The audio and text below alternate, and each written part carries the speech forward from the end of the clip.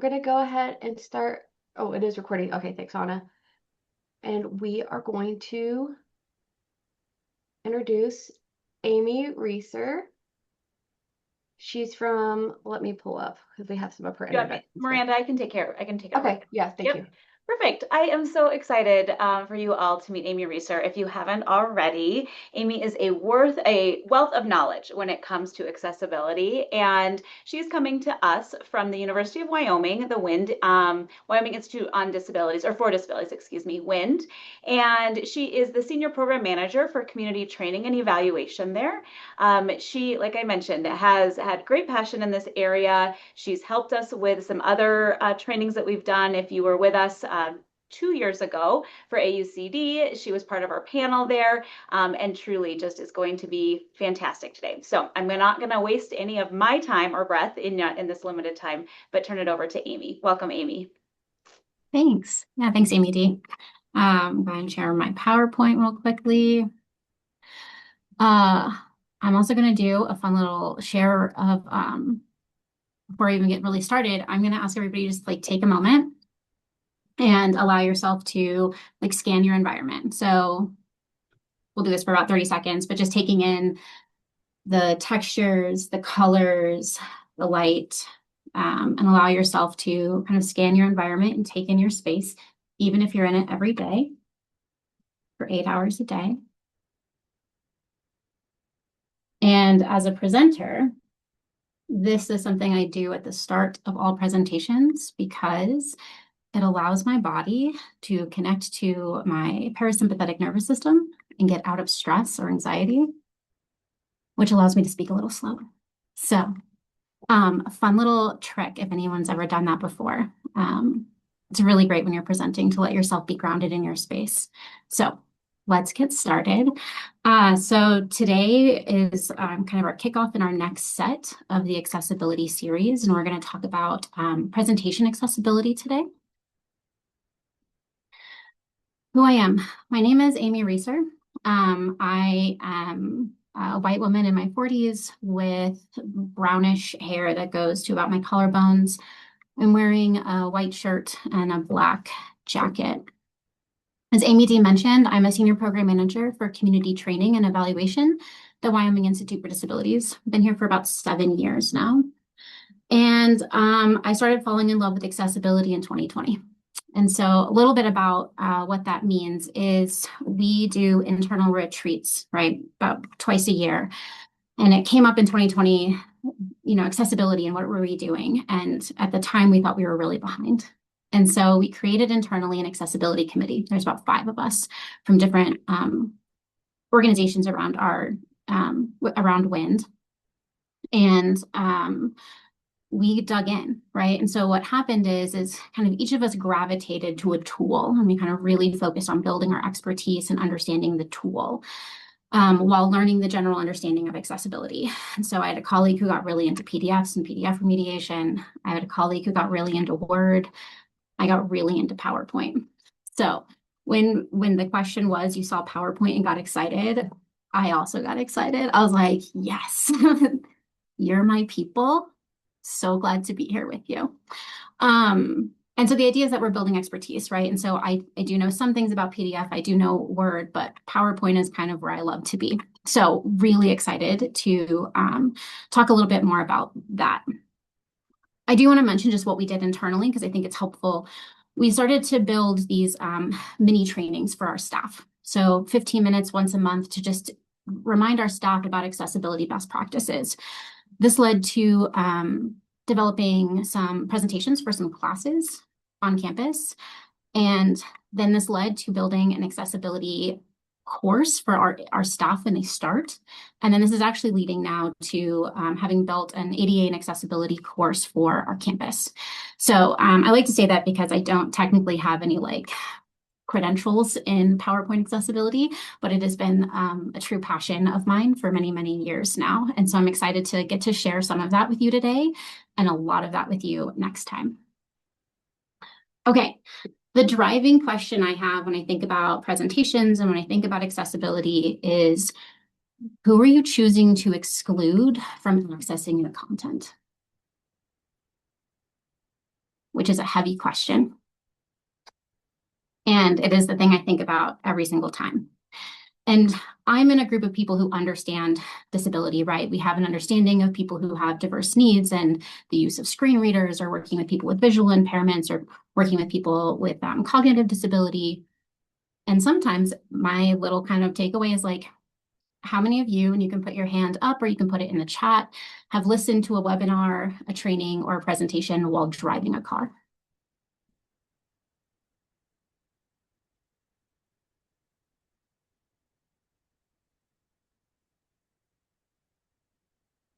I see one hand. I know I've done it.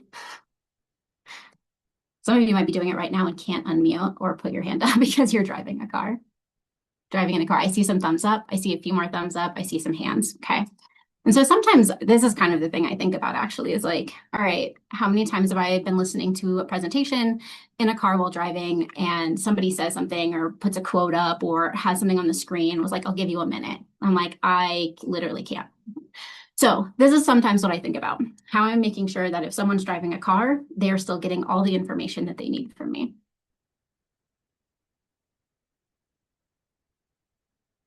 So with accessible presenting best practices, I don't know how many of you all know this, but I do a lot of community training. I also do some teaching. And so really the idea is that we give a brief overview of our presentation, and then we summarize our key points at the end. And my little adage is, tell them what you're going to tell them. Tell them what you just told them. Right. And so this idea is like, we're just repeating the information, but we're making sure those points are coming back over and over and over again. And so if nothing else, just keep this in mind. So what are we going to do today? What is our presentation about? We're going to talk about best practices in presenting accessible presentations, which when I was working on this was very meta.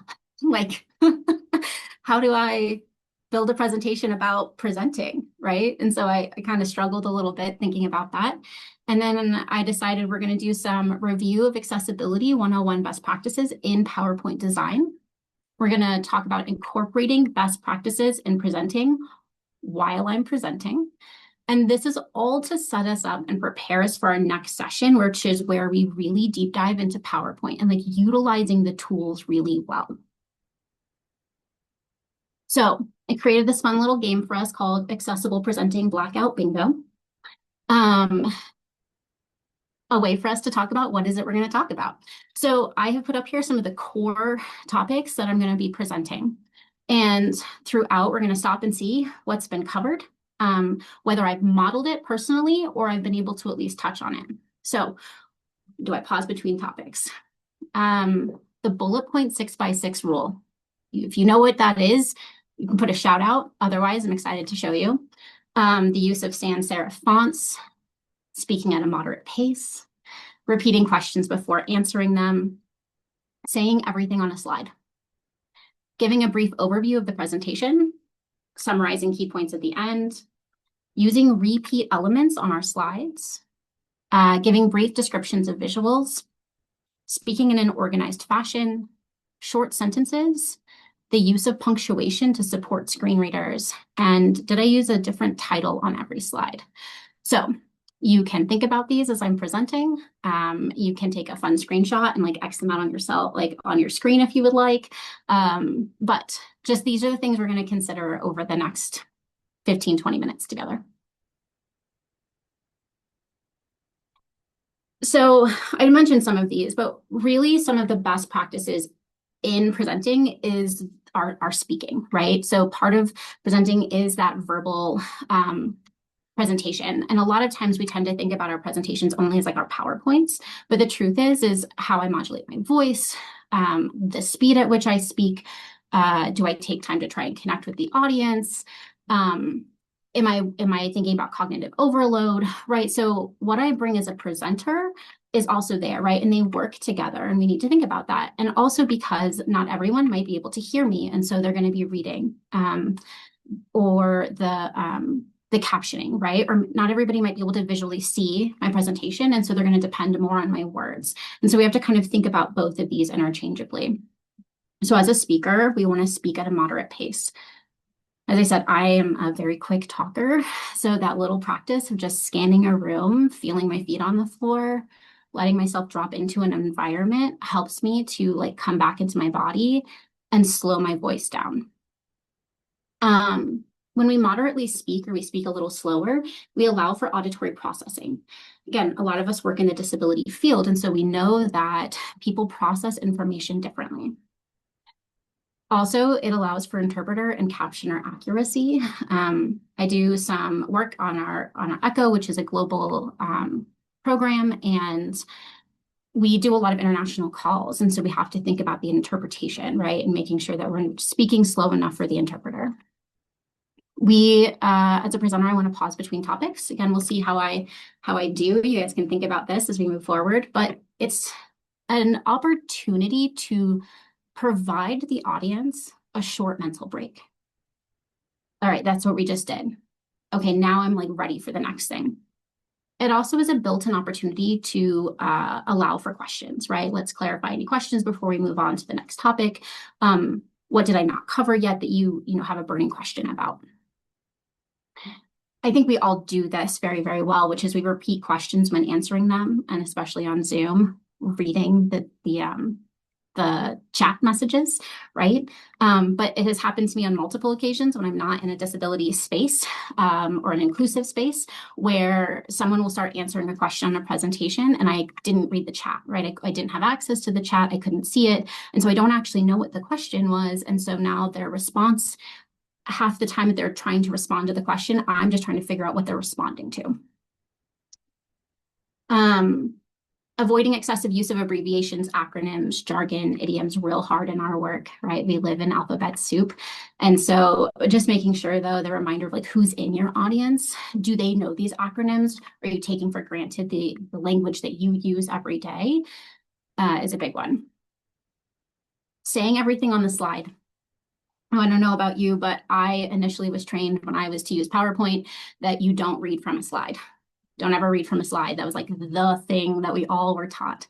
And that is still technically true. However, the caveat is that as a presenter, maybe I'm not reading directly from my slide, but I am ensuring that I'm covering everything verbally that's on my slide, right? So as you're hearing from me, I'm speaking most of these words verbatim, but I'm not only reading from the slide, right? And I'm ensuring that everything on the slide is going to be covered. And again, we'll think about that as we continue through the presentation.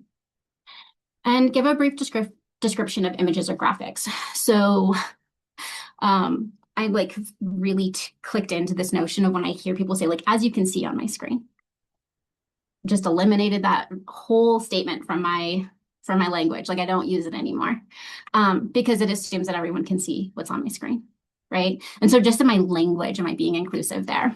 So even if I am describing everything by just referencing that, right, we're creating some separation. So I tend to use that language as much as possible. Also, because we want to say everything on a screen, we remove this idea of like, oh, I'll give you a minute to read this. I'll give you a minute to look. Now, do we provide opportunity for cognitive connection? Absolutely. But we don't just stand in silence with the expectation that people are reading what's on the slide or that they're understanding what's in the chart or in the bar graph. And so even if I take a pause to let people read something on their own, I will always ensure that I am presenting the information on that, right? So if I'm reading a quote, I'm reading the quote, which is great because if you have a really long quote and you don't feel like reading it, then maybe your quote's too long, right? So, and I think about that, like if I don't feel like I want to read it out loud to them, then maybe they're not going to want to read that quote either. So I take this into consideration. So we just talked about the verbal presentation component, right? Like as a presenter, what am I bringing in? We're now switching into talking about how are we thinking about our slide design in PowerPoint. Again, reviewing some accessibility 101 best practices. Today is not about teaching you the ins and outs of PowerPoint. That's next session. This session is really to talk more about like, okay, so what are some of the key things we think about in PowerPoint presentation accessibility? And so for talking about slide design, we think a lot about font and text. I'm assuming most people know, but I'm still gonna read everything and make sure we're all on the same page. But we don't use sans serif fonts. Are the ones that we tend to use are going to be Arial, Helvetica, Calibri. I have an example on here of a serif font, so you can see the difference between the two. And it's mostly like these little extra like legs or wings that are on text. On presentations, we want to use the minimum of 20-point font. Next time, I'm actually going to show you how you can just set that up so that every slide will automatically do that without you changing every single slide by yourself. We're just going to build it on the back end. If you're presenting in a room with a projector or screen, you actually want to increase this. 20 might not even be big enough.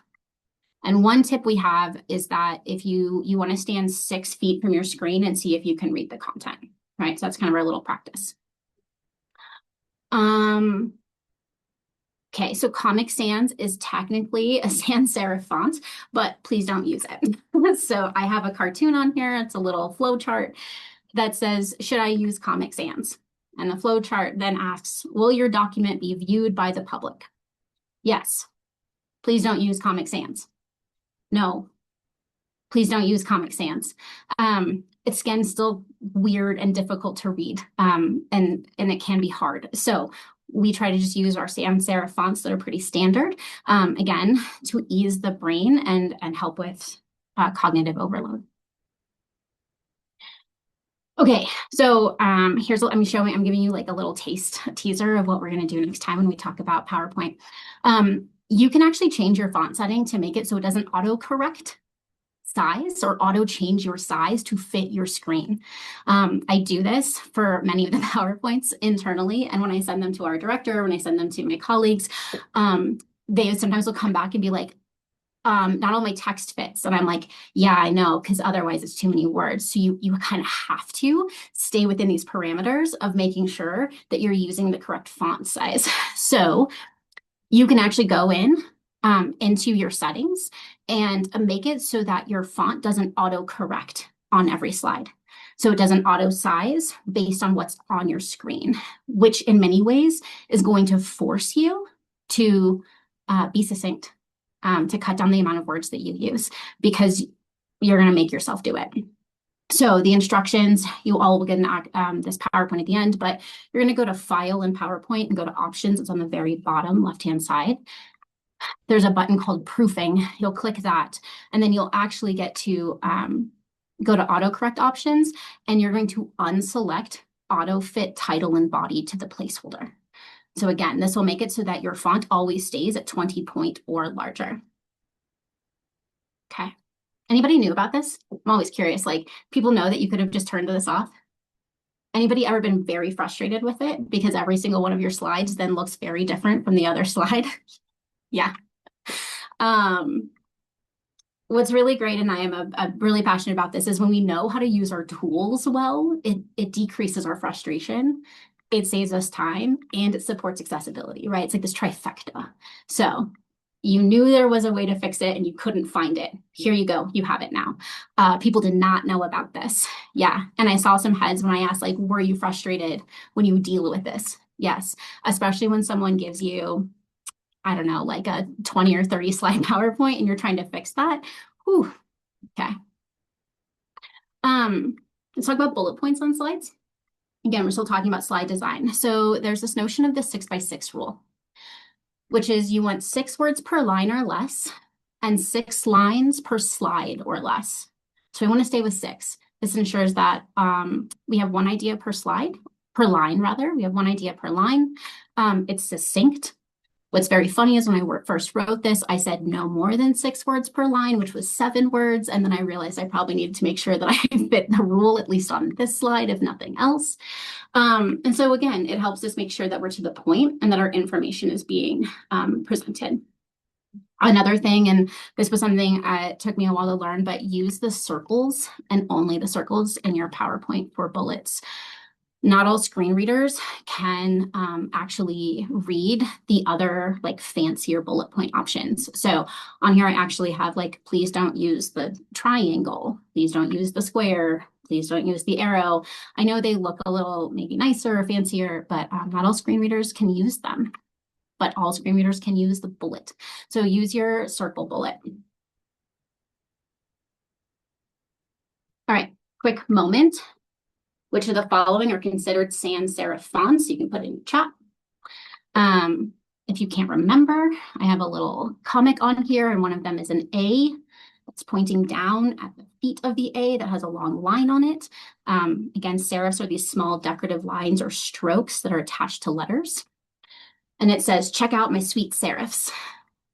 And then the other A says, modern, minimal, magnificent, I am sans. Sans without, right? Sans serif without the extra little lines. So, as a presenter, what am I doing? Again, I think this was an easy one. You all knew this really well. I knew that you would. But what I was doing is giving an opportunity to reflect on what we've talked about. This is a little bit of my break before we move into our next topic, right? Double checking, did you connect with what I've already done? Great. Now we're going to break. We're going to move into the next thing.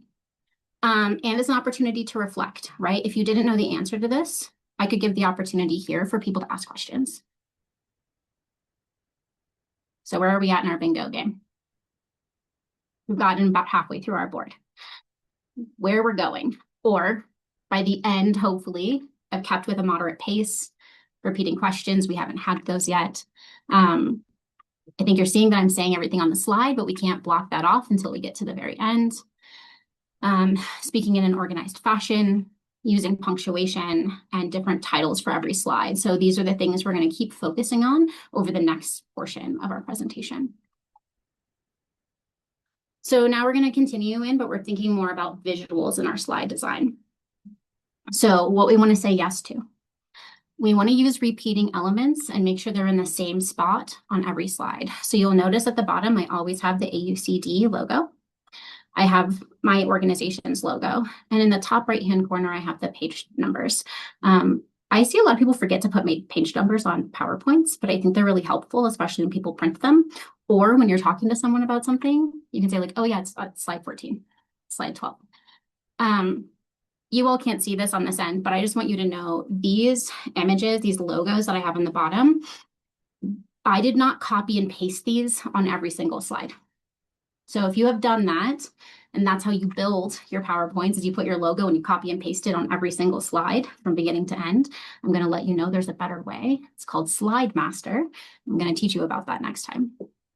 But this creates visual consistency for us. We really want to use built-in designs in PowerPoint. Slide Master is an amazing tool. I know it's so great. I really hope that you show up as well, because I find that I always learn something new when I talk to people about it. So hopefully, yeah, if you have used it, we can share information. And if you haven't used it, you're going to learn a lot. So going back with visuals, we want to use our designs that are built in. We don't want to use design ideas. We want to make sure the visibility of the text on the background, so that's part of our accessibility checker. And we want to ensure that our visuals have alt text or are marked as decorative. Again, we don't want to use design ideas. You actually can turn off this feature. I know people love smart art, but smart art is a mess for reading order.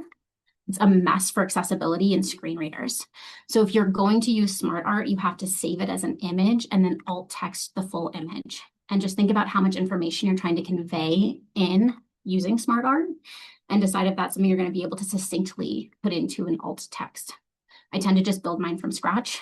It does create a little bit more simplicity, maybe a little more time, but then it's easier in the long run. And we stay away from animations or transitions. On the screen, I do include Pushin the cat. He's a cartoon cat, and I have the happy cat on the side that we want to say yes to, and he is crying on the side that we don't want to use. Another fun tool tip, just turn off design ideas. Just don't mess with them. They're not accessible. I don't know why the designs are, but design ideas are not. Maybe this will change in the future. But right now, again, you can just turn them off and never be tempted. So you'll go to File, General, and you're going to scroll all the way down that screen. You're going to come to a PowerPoint Designer, and then you're going to uncheck the automatically show me design ideas. My joke is just save yourself from yourself. Hold yourself accountable to building it in a different way. This is one of my last slides. So additional considerations when we do presentations. If you're doing a live in-person event, you want to have a few hard copies of your presentation on hand, printing no more than 2 slides on 1 page. Use a microphone. I know a lot of people think they can project, but depending on the room, the echoing, if somebody has like an auditory disability, we just want to make sure that people can hear you. So use a microphone, even if you don't think it's necessary, or if the mic's being weird, just like wait till the mic comes. If you're doing a virtual presentation, you really do want to present your presentation digitally in advance. A lot of people think that they won't show up. People won't show up if they have it, but that's false thinking. Like, it's been shown that people still show up even if you give them the presentation beforehand. And if anything, people like it because they can write notes on it. And use your accessibility checker that's built in. PowerPoint's accessibility checker is actually really good. It's one of the more robust ones of all of Microsoft's tools. So I think we did it. I think we did blackout bingo. Pause between topics. Spoke at a moderate pace. Gave you a brief overview of our presentation in the beginning. I used repeat elements on our slides and talked about those. You'll notice that our slides had short sentences and used, for the most part, the 6x6 bullet point rule. I haven't had any questions yet, but if we did, I would respond. I would repeat those before answering. I believe I gave a brief description of every visual on every page, including for myself. Using punctuation, I don't know if I spoke about this, but screen readers, even with bullet points, don't pause in between. So we tend to use punctuation at the end of every bullet point to ensure that it pauses. The screen reader can pause before moving on to the next bullet point list. All of the fonts were sans serif except for my example. I said everything on the slide. Summarized the key points at the end. Hint, that's what I'm doing right now. Hopefully I spoke in an organized fashion for you all, and every slide had a different title, which is, again, really important to navigate. I'm going to pause here for a second for questions. I know we only have a minute or 2, but does anyone have any questions about what I presented or need any clarification? There is just in the chat, let me see. We have been wrestling with providing the presentation digitally because people are afraid others will swipe their quote unquote stuff. I wonder if we really need to be concerned about that. And it says like, there was a comment like plagiarism or feeding into AI. It's more like plagiarism concerns. Yeah, I think branding becomes pretty important, right? Make sure that you have branded and logoed your information. I guess I don't know if you're talking about, something that's highly classified. I guess it's probably a different conversation. You can always put in the expectation that if you share something, that it's not to be shared outside of that group or not to be redistributed. And you can put a disclaimer that says these PowerPoint is not to be, and I'm not a legal expert, but you can work with some legal experts to make sure that your language is accurate, but you can put in, right, disclaimers of not to share and what that means, an expectation, or you can make sure that it's you have your logo on. Yeah, and Caitlin did I've seen PowerPoint shared as PDF files. Those are a bit harder to edit and adjust. And I was thinking that as you said that, Caitlin, then I thought, oh, I don't know the accessibility rules, so I'm not even going to say that, especially in a meeting about accessibility. Amy, do you know about converting? Is that another conversation for another time? Okay. No, and actually it's great that we started with PDF accessibility. And I just want to do a shout out to Ryan. I had never understood power or bullet point tagging until he explained it to me. And I was like, thank you. Never got this until now. So yes, again, when we build it properly in our tool, so if we do the accessibility checker and we ensure that our PowerPoint is built with accessibility in mind, when you save to a PDF, that accessibility stuff continues with it and sticks to it. So then your PDF is going to be way more accessible. Always double check before you distribute. But yeah, sending a PDF makes it harder. We'll see if there's any other questions that come in, but we have 1 more minute. So again, next time is going to be a full hands-on workshop where we're really going to look at PowerPoint. I'm going to actually distribute out a PowerPoint for everybody that we're going to work on and build out together, where we're going to talk about themes and how we use them, master slides, sections, built-in accessibility checker. And then on the 16th, we're going to talk about reflections, questions people have, and I will show you all how to use PowerPoint for your poster presentations. I just want to say there's a correction for this slide. It's June 18th, not 8th, for that. Oh, yep.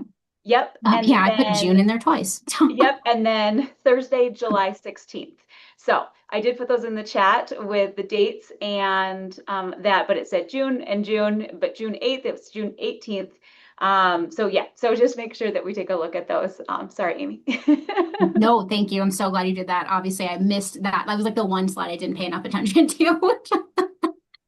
Oh, and I did have a little scene on there too from The Office where Michael goes, "How'd you do this so fast? Is this PowerPoint?" It's one of my favorite jokes from The Office.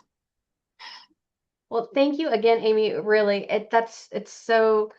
I've heard you speak on accessibility a couple times, and every time I'm like wowed because I've learned something every time, and it's stuff that's like really low lifts to make accessibility like more accessible. I mean, so I really appreciate you coming and speaking not only today, but for the next couple months, coming and showing back up and leading this information. So thank you again. I put the QR code here that's on this slide will lead you, and this is just Anna sent this out last week, so I just did a screen grab because maybe I was doing this last minute. I apologize, but this QR code will also take you to the event page where you can register for the upcoming events in June and July as well. So I wanted to leave that there, but Amy D also did put the links in the chat. So that's just one more opportunity, and here are upcoming meetings. So again, June 18th and July 16th, that's where we will Amy will lead us into a deeper dive on these topics. And then starting in August, social media, correct, Amy D? Yes, yeah, okay. So starting in August will be social media. All right, guys, we're just a couple minutes over. If this was your first time and you got passed on or you're not on the listserv yet, we don't flood you with information. We just share when our upcoming meetings are and give you a chance to register. So please feel free to join the listserv if you haven't already. And we hope to see everybody back in June and July to continue learning with Amy. If you guys have any other questions or comments, I know we're behind, so if you need to go, go. But I'm going to scroll through here, getting a lot of thank yous for you, Amy. Thank you very much. This is great. Great tips. Thank you. All right, guys. Well, thank you, and we will see you next month. Have a great day, guys.